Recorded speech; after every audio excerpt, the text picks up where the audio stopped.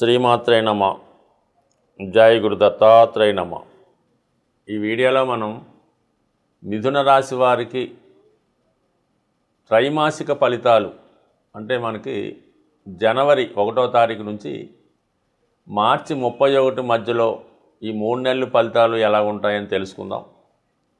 ముందుగా ప్రధానంగా ఈ మిథున రాశి వారికి ప్రస్తుతం రాశి యందు సంచరిస్తున్నటువంటి గురువు వక్రగమనంతో ఉండడం జరిగింది. అంటే 2 రకాలుగా జాతకుడికి అవకాశాలు ఇవ్వడం జరుగుతూ ఉంటుంది. టెక్నికల్గా ఆలోచిస్తే మిథున రాశికి బుధుడు అధిపతి. బుధుడు చాలా తెలివైనవాడు, చాలా జ్ఞాని, ఏ విషయాన్నైనా గ్రహించగలడు. అయితే గురువు విజ్ఞానాన్ని అందించే గ్రహం. అందువలన గురువు అంటే జూపిటర్ గురువు అయితే బుధుడు శిష్యుడు అవుతూ ఉంటాడు. ఈ విధంగా విశేషమైనటువంటి జ్ఞానాన్ని ప్రస్తుతం ఈ రాశివారు వారి పెద్దవారి ద్వారా గురువుల ద్వారా పొందడం జరుగుతూ ఉంటుంది. అయితే ఇప్పుడు వక్రించిన గురువు కారణంగా ఏమవుద్దంటే ఒక విధమైనటువంటి క్లారిటీ ఉండదు ఏ విషయంలో కూడా. పెళ్లి సంబంధం వస్తుంది. సప్తమాధిపతిగా రాశి యందు ఉన్నాడు కాబట్టి పెళ్లి సంబంధం వస్తుంది. ఆల్రెడీ గతంలో ఇంకో పెళ్లి సంబంధం రెడీగా ఉంటుంది. దీంట్లో మీరు ఎవరినో ఇష్టపడి ఉన్నారు. ఈ సందర్భంలో ఏ పెళ్లి సంబంధం కుదురుతుంది? పెద్దలు చెప్పిందా, లేదంటే మనం ఇష్టపడిందా, లేదంటే గతంలో వచ్చిన దగ్గర సంబంధమా? ఈ సందిగ్ధత అన్నది చాలా గందరగోళాన్ని సృష్టిస్తూ ఉంటుంది ప్రస్తుతం జాతకులకి. ఇప్పుడు ఈ మార్చి 14వ తారీఖున గురుగ్రహం రుజుమార్గంలోకి రావడం జరుగుతుంది. అంటే తన యొక్క గమనాన్ని యాజిటీజ్గా మార్చుకోవడం వల్ల ఇది కన్ఫర్మ్గా ఏదో ఒక విషయాన్ని మీరు తేల్చుకోవడం జరుగుతూ ఉంటుంది. అది పెళ్ళి పెద్దలు కూర్చుందా, ఇష్టపడిందా, దగ్గర సంబంధం అన్నది డిసైడ్ అవుతుంది మీకు మార్చి 14 తర్వాత. అలాగే ఉద్యోగ సంబంధించిన విషయాల్లో మీరు ఏదో ఒక ఉద్యోగం చేస్తున్నారు, వేరొక చోట నుంచి ఇంకొక ఉద్యోగం ఆఫర్ వచ్చింది, వేరే వాళ్ళు కూడా ఏదో వ్యాపారం చేద్దామని మీకు ప్రోత్సహిస్తున్నారు. ఈ సమయంలో మీరు ఏ నిర్ణయం తీసుకోవాలా అన్నది కొద్దిగా కన్ఫ్యూజ్గా ఉంటుంది. ఇప్పుడు ఈ మార్చి 14 తర్వాత ఉద్యోగపరంగా ఒక క్లారిటీ వచ్చి ఉన్నదాన్నే కంటిన్యూ చేద్దామా, కొత్త ఉద్యోగంలోకి మారదామా అన్నది నిర్ణయించుకోవడం జరుగుతూ ఉంటుంది. మొత్తం మీద ఏంటంటే ఈ కన్ఫ్యూజ్ అంతా కూడా తొలుగుతుంది. బట్ ఏదైనా ఈ రాశి వారికి గురువు అటు వివాహ సౌఖ్యాన్ని, ఉద్యోగపరమైనటువంటి అభివృద్ధిని, అలాగే మంచి సంస్కారాన్ని, మంచి తెలివితేటల్ని, అలాగే మంచి ఆరోగ్యాన్ని కూడా ఇవ్వడం జరుగుతూ ఉంటుంది. అలాగే మీకు వివిధ రకాలైనటువంటి ఆహార పదార్థాల మీద, స్వీట్స్ మీద ఎక్కువ ఇంట్రెస్ట్ కలగడం వలన కొంతమంది అయితే వాళ్ళ యొక్క పర్సనాలిటీ కూడా కొద్దిగా పెరిగే అవకాశం ఉందండి. వెయిట్ పెరగడం కానీ, కొద్దిగా లావుగా కనబడడం కానీ జరుగుతూ ఉంటుంది. ఇది కొంతమందికి మంచిదైనా కొద్దిగా స్త్రీలు ఎక్కువగా భోజన ప్రియులు లాంటి వాళ్ళు ఉంటే వాళ్ళు కొద్దిగా లావుగా కనబడే అవకాశం ఉంది. కాబట్టి మరి ఆ స్లిమ్గా ఉండే ప్రయత్నం చేయాలంటే కంప్లీట్గా మీరు కొన్ని ఆహారపు అలవాటు తగ్గించుకుంటే యాజిటీజ్గా బాగుంటుంది. అంటే గురువు ఆ విధంగా చేస్తూ ఉంటాడు అనమాట. మరి అలాగే మిగతా గ్రహాలు పరిశీలించినప్పుడు కుజుడు జనవరి 15 నుంచి ఫిబ్రవరి 23 దాకా కుజుడు అష్టమ స్థానంలో సంచరిస్తూ ఉంటాడు. ఇది ఒక విధంగా ఏంటంటే భూములకి, స్థిరాస్తులకి సంబంధించిన విషయాల్లో ఒక సందిగ్ధత మీకు ఏర్పడడం జరుగుతూ ఉంటుంది. అంటే కొన్ని మార్పులు చేస్తారు. ఏదైనా పాత స్థిరాస్తి భూములు ఉంటాయి, అమ్మేసి కొత్తవి కొనుక్కోవడం, లేదంటే ఆస్తి పంపకాల్లో కొంత ఆస్తి మీ దాయాదులకు, అన్నదమ్ములకు వదిలివేసి మీకు రావాల్సి ఏమన్నా ఉంటే అది తీసుకోవడం, ఈ విధంగా భూమి సంబంధించిన విషయాల్లో సెటిల్ చేసుకుంటారు. అలాగే మీకు భార్య లేదా భర్త నుంచి రావాల్సినటువంటి ధనం అంటే డౌరీ రూపంలో అవ్వచ్చు, కన్యాశుల్కం అవ్వచ్చు, ఇంకో భరణం లాంటిది అవ్వచ్చు, అది కూడా ఈ సమయంలో ఖచ్చితంగా సెటిల్ అవ్వడం జరుగుతూ ఉంటుంది. అలాగే ఏంటంటే కొన్ని సడన్గా కొన్ని విషయాలు జరుగుతాయి. అంటే ఉద్యోగపరంగా ఒక ప్రమోషన్ లాంటిది రావడం కానీ, ఉద్యోగపరంగా కొన్ని మార్పులు కానీ రావచ్చు. ఎందుకంటే దశమ స్థానానికి అష్టమ స్థానం అన్నది లాభస్థానం కాబట్టి జీతం అది పెరగడం, హోదా పెరగడం లాంటివి కూడా ఈ కుజుడు ఉచ్చులో ఉండడం వలన జరిగే అవకాశం ఉన్నది.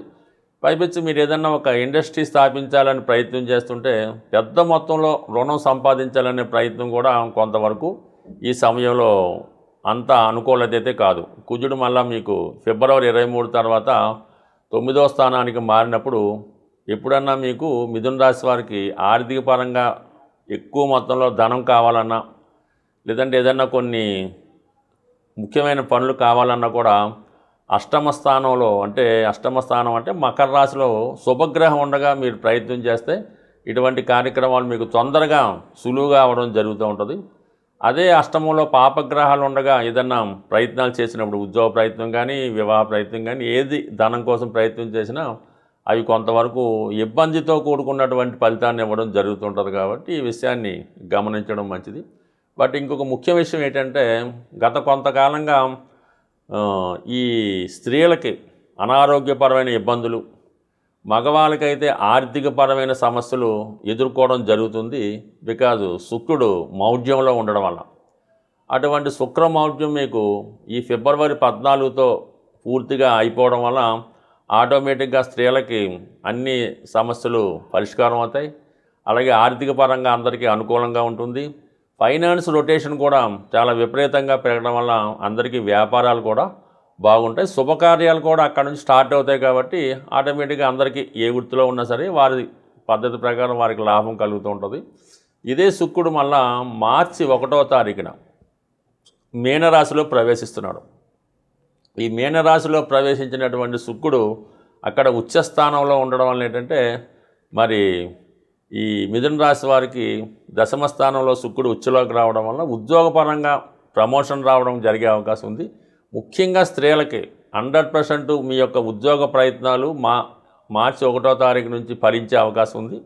అలాగే ఏంటంటే మీరు భర్త అంటే మీ భార్యకి, లేదంటే మీ కుమార్తెకి, లేదంటే కుటుంబంలో ఒక స్త్రీలకి ఉద్యోగ ప్రయత్నాలు ఫలిస్తాయి. స్త్రీలకు మాత్రం ఇది చాలా బ్యూటిఫుల్ పీరియడ్ అన్నమాట. మీరు ఈ సమయంలో పెళ్లి ప్రయత్నాలు చేసినా, సంతానం కొరకు ప్రయత్నం చేసినా, అలాగే ఉద్యోగం కొరకు ప్రయత్నం చేసినా, ఈవెన్ విదేశ ప్రయత్నం చేసినా కూడా ఫిబ్రవరి 1వ తారీఖు తర్వాత స్త్రీలకు అన్ని విధాలా అనుకూలించి వారి యొక్క మాటకి విలువ పెరుగుతూ ఉంటుంది. వాళ్ళకి తగిన గుర్తింపు కూడా ఈ సమయంలో రావడం జరుగుతుంది.